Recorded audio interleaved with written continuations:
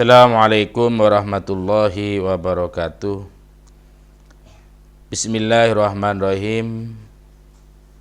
Alhamdulillahirabbil alamin wassalatu wassalamu ala sayyidina Muhammadin wa ala alihi washabbihi ajmain. Amma ba'du.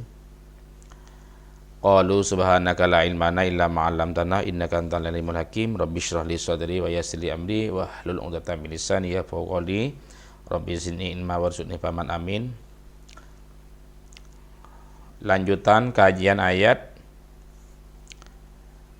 Fabima rahmatim minallahi lintalahum walau kunta fadhdhan ghalidhal qalbi lam faddu min haulik fa'fu anhum wastaghfir lahum wasyawirhum fil fa idza azamta fatawakkal Allah innallaha yuhibbul mutawakkilin.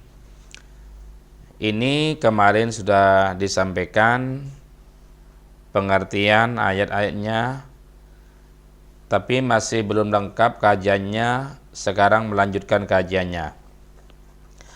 Ayat barusan itu memberi isyarat kepada kita agar kita berlaku lemah lembut, bijak, arif, lemah lembut dalam bersikap, dalam mengajak dan bertutur kata, atau memperingatkan orang lain.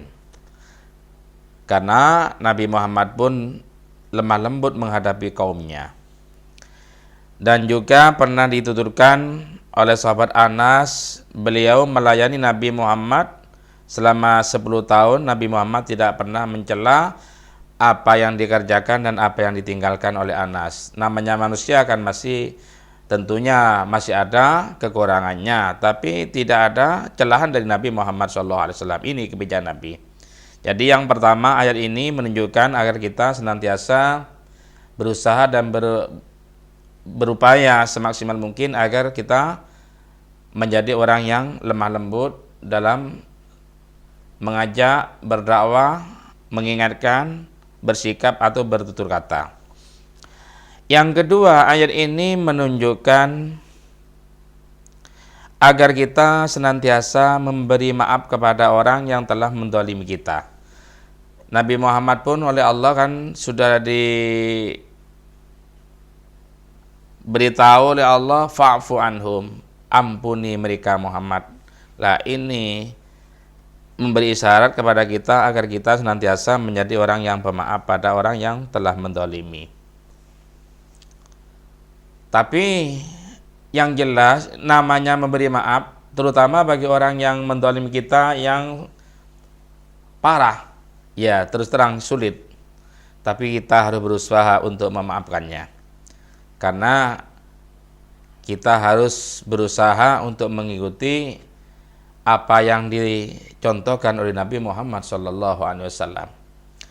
Yang ketiga, ayat ini memberi syarat agar kita senantiasa mendoakan baik pada orang lain, memintakan ampunan pada orang lain, sebagaimana Allah berfirman kepada Nabi, wastaghfir lahum, mintakan ampunan Muhammad untuk mereka agar Allah mengampuni dosa-dosa mereka.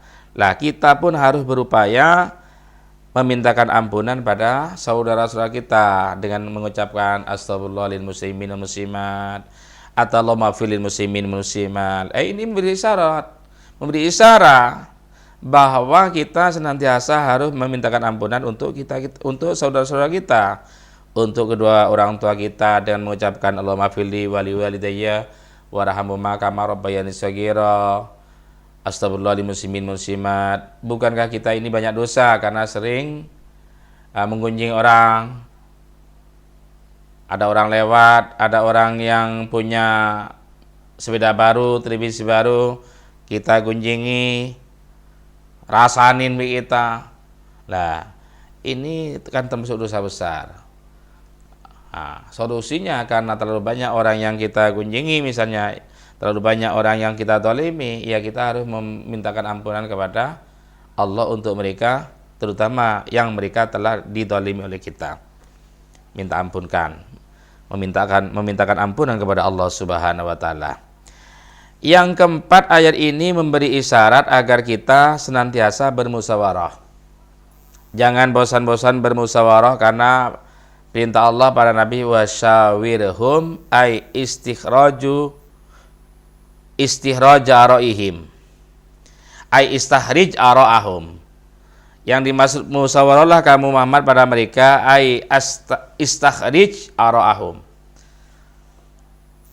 Mengharaplah kamu mengeluarkan pendapat mereka, yakni gimana caranya mereka mengeluarkan pendapat-pendapatnya. Nah, ini musyawarah itu kan tujuannya meminta pada teman musyawarahnya agar mereka mengeluarkan pendapat-pendapatnya. Waliyastan nabika ailiyasira sunnatan liman yati ba'daka. Ini yang maksud, agar musyawarah itu menjadi kebiasaan, menjadi perbuatan baik bagi orang berikut setelah kamu Muhammad.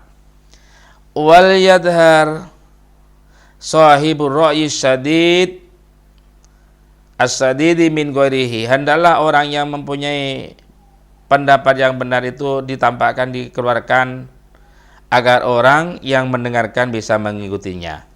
Wa idza qadama ba'da nabi qaddamu ba'da nabi Abu Bakrin li'annahu kana yusawiruhu katsiran. Karena ada ayat ini, para sahabat itu mengedepankan Abu Bakar Siddiq dengan alasan karena Abu Bakar Siddiq itu orang yang paling banyak diajak musyawarah oleh Nabi Muhammad SAW.